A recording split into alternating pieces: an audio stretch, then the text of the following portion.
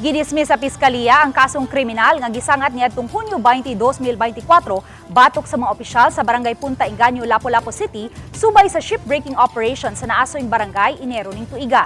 Naglakip kini sa kalapasan sa Republic Act 3019 kon Anti-Graft and Corrupt Practices Act ug kalapasan sa RA 6713 kon Code of Conduct and Ethical Standards for Public Officials and Employees.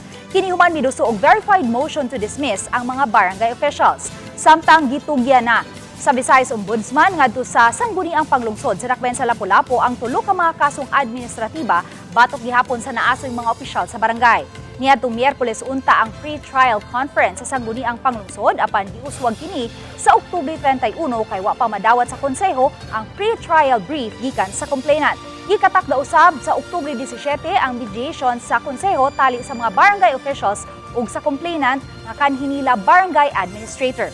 Una nang gidenay sa City Council ang tinguha sa complainant nga masuspenso ang mga barangay officials samtang gihusay ang administrative case. Galibog yun nga nung niabot sa ingani nga punto nga naay criminal case, naay administrative case. Usa ni sa mga nakahasol namo pero amo lang yung tubagon aron mahatagan og saktong linaw ang maong isyu nga ilang gipahamtang namo.